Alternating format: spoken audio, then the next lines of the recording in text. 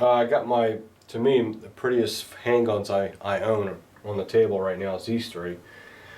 Uh, I haven't been putting a lot of videos out because YouTube, there's something wrong with it.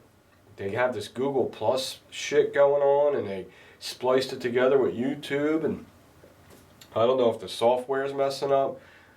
YouTube's not letting people know I got a new video out, so I'm not getting the views, which means um, if you don't get views, you know, the YouTube AdSense money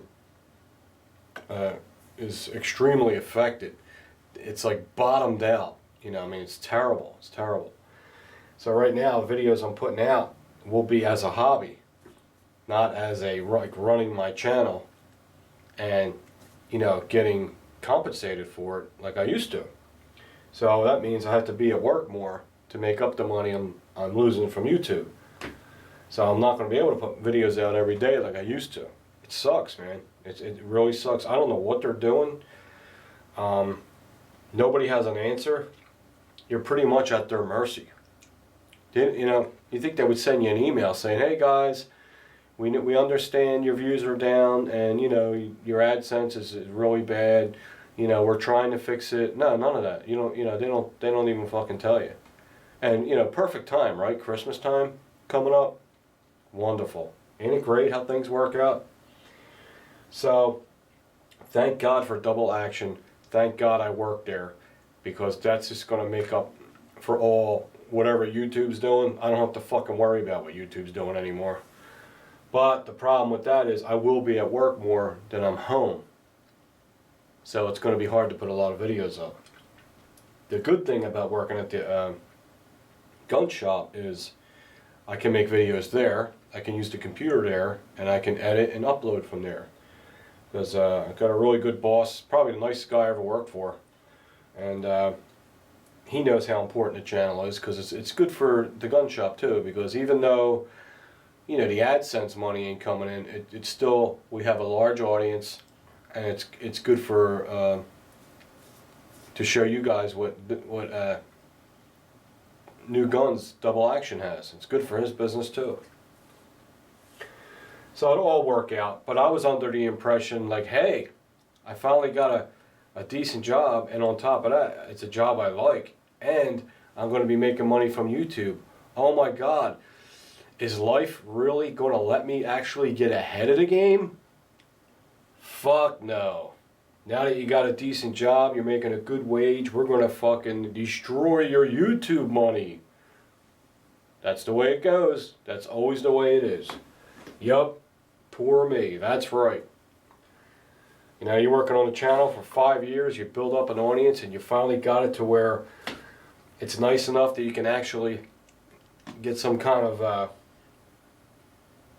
income from it, and then they just take it away. I don't know. So, I don't know, I'm sure they're going to fix it. I don't know what the fuck they're doing. Like I said, you would think they would let us know what's going on and say, hey, this is temporary, guys, don't sweat it. Usually they'll do that. They'll say, hey, this month's amount of counts is off. It's going to be fixed, but they're not even saying anything. So that just kind of makes me worry, like, oh, maybe, I don't know. What are they doing? I don't know. I don't know if it's just the gun channels or what. Could be. Remember, Google is in gay California. Yeah, you got that working against us.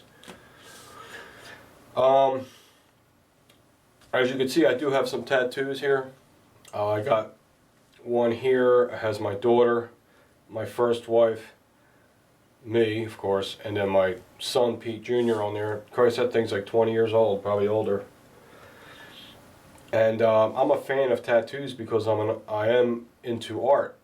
Do I consider myself an artist? Sometimes. I can draw pretty good.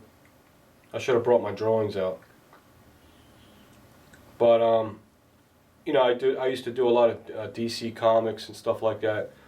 I was really into that, and I always had a fantasy about being a tattoo artist someday. But I didn't want to do it because I'm not good with people. I just can't deal with people. I can't deal with them. It's hard enough at the gun shop dealing with like people that are rude and stuff. So, you know, it wouldn't be a good profession for me to be in, to dealing with the public like that. That up close and personal. No way. But I do have some ink, and this is like old school. It's color, and it's been there forever. It's so old you can barely read the names, but I know what's on there, so that means a lot to me. This stupid cross don't mean nothing. I did that when I was in 6th grade. Used to get Indian ink and wrap it around a pin, a thread around a pin, and you just go like this. So you had to make a cross because you can't draw when you're going like this. I mean, especially when you're in 6th grade. So the only thing you could do is kind of do it like a cross. Doesn't mean anything, doesn't mean you hate anybody. It's not, you know, racial or nothing like that. It's just a stupid cross that I did when I was in 6th grade. So as you can see, I always had a passion for tattoos when I was a kid. This one was for my mom. She passed in '84 and I was 16, so that was a big impact on me. So I had a cross with a banner and a rose. As far as the work goes, it's not good work. Not compared to today's tattoo work. This is just, that's like cartoon shit. And it's a shame. I like to get a cover up and have it done all over again, like real beautiful work. I have one on my back also. You know, so I'm talking about that because I'm going to get another one for the Second Amendment. And it's something I seen on the internet, and then I adjusted it to my taste. So I semi-designed it. And it's going to go here. And I'm going to go to Studio One. It's in Delaware County. It's a beautiful tattoo studio. I mean, it's not one of these, you know, holes in the walls. And I want to get that done, and I'll show you when it's done. I don't think he would let me video in there. I really don't know the guy yet. We'll see how it goes. You know, I would like to go in there and video some kind of gun-related tattoo work getting done. If you guys think you would like to see that, leave a comment. But it is a beautiful tattoo studio. If you guys live in Delaware County or Philadelphia or South Philly or North Philly, or, you know, even if you're an hour away, Studio One's worth the trip. If you ever watch them shows, Tattoo Rescue, which is my favorite show, is Tattoo Rescue. I love that show. Tattoo Nightmares, that's funny as hell. And, you know, I like all that stuff. It's worth the trip to go to Studio One. If you want to see a professional tattoo shop, real classy, that's the one to go to. So, I don't know. Maybe we'll go in there and do a video someday. It's up to the owner. He might not like that. I don't fucking know. But I am going Wednesday to get it done, and then I'll show you guys when it's done. This is just a personal video, not necessarily just about guns. It's about, you know, what's going on in my retarded life right now. Like I said, gun shop job, everything's going good there. It's really taking a lot of pressure off me and anxiety off me from having to worry about Google money. Just tired of worrying about what Google's going to do. What's Google going to do? They're going to run my ads today? Are they going to run the click ads today? Are they going to run the in-stream ads today? I don't have to worry about it anymore. But it would be nice if it gets back to normal, because then I can actually get ahead of the game and get some more nice guns in here for you guys to see and for me to have. So, but you believe me, I got money saved up, and you're going to see more guns very soon. Trust me on that. This Beretta is doing really well. I love this thing. These are the nicest handguns I have right now. These three, these two 1911s, and this Beretta, as far as beauty goes. This Beretta shoots like a dream. If you guys are looking for a 9mm, I'm telling you, man, I'm telling you, if you can get your hands on one of these, you are going to love it. I love this Beretta. It's got a great trigger reset. I mean, you've seen the video on it before. The reset's very close, like a Glock. Right there, look at that. Okay? So it's very easy to stay on target. It's very easy to shoot accurate with it. And it ejects perfect. The brass ejects all in the same direction. That's a huge thing. If you have a semi-auto and the brass is sporadic, like it's going over your head and it's going this way and it's going that way, it's not a big deal.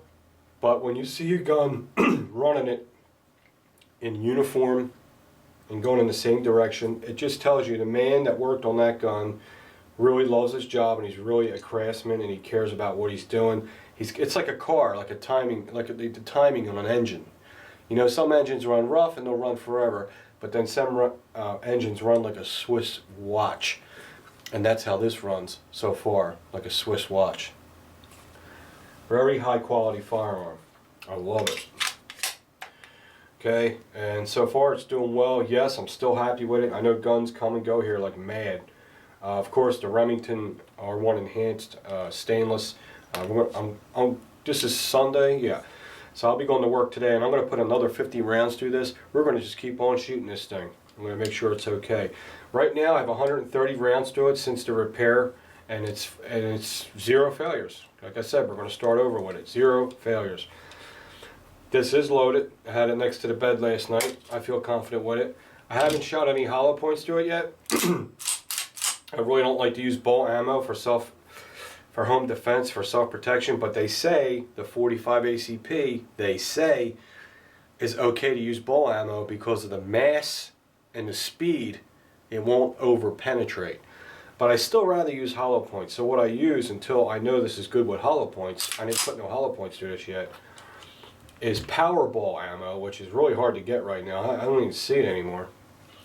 And what it is, it's a hollow point filled with a plastic Teflon tip.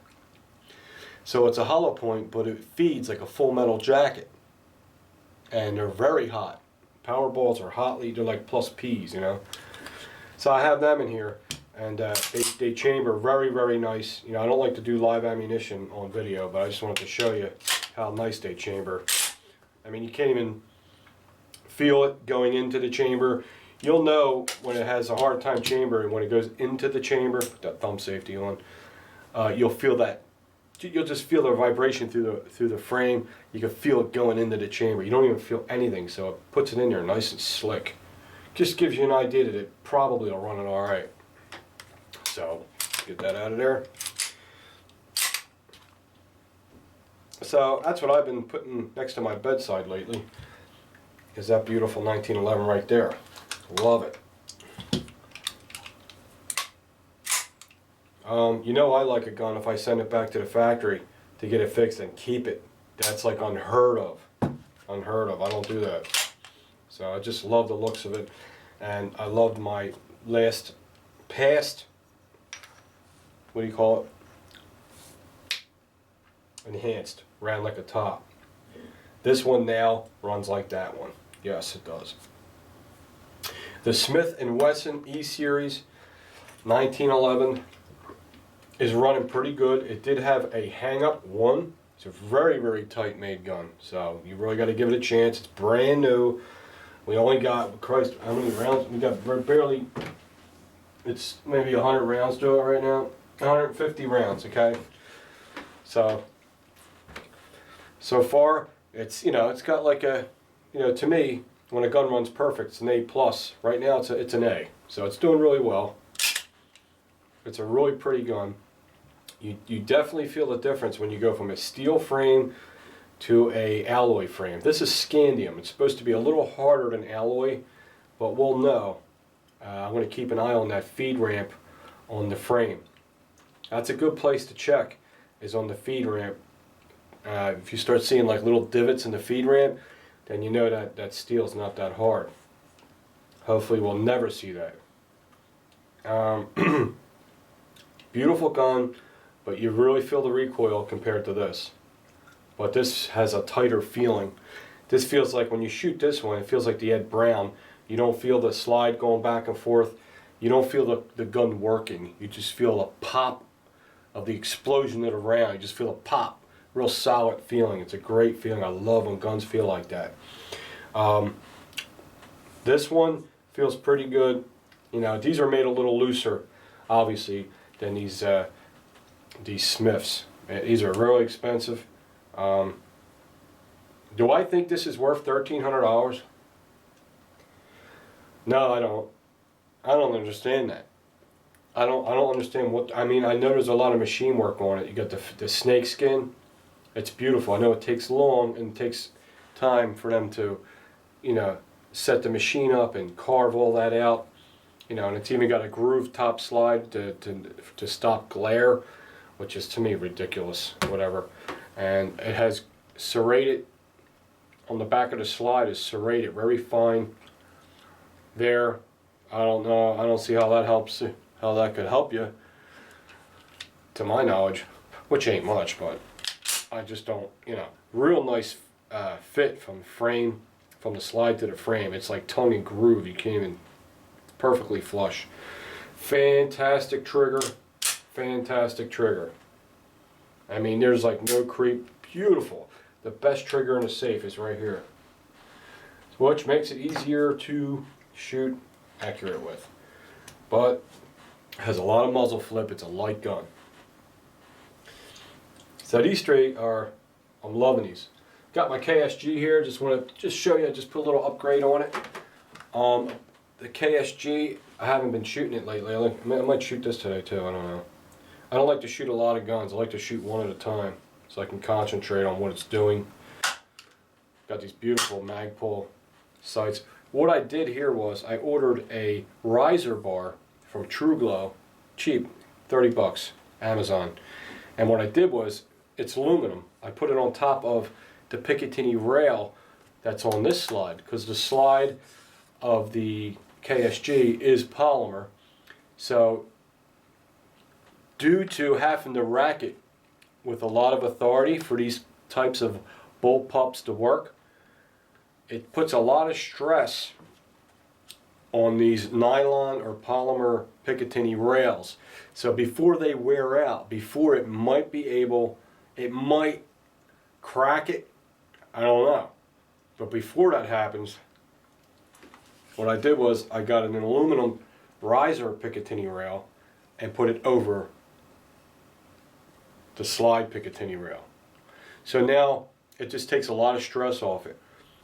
Now my vertical grip is screwed on tight to the Picatinny rail, and instead of all the stress being in a tiny narrow area, now the stress is on a much 4-inch or 5-inch wider area, which will mean it'll never friggin' break. I'll tell you right now, never.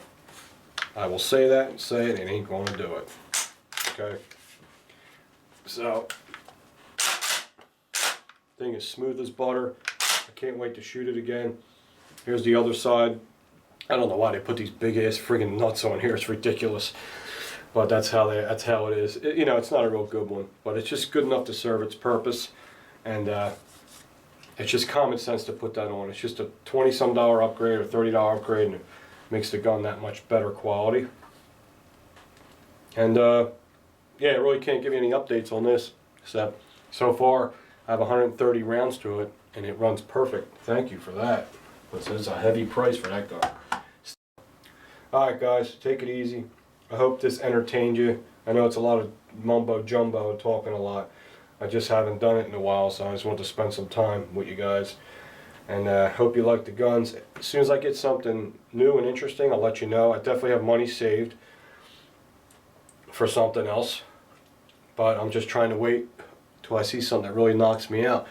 I would love to get a Glock 26 in two-tone flat dark earth, but just not seeing them. Nope.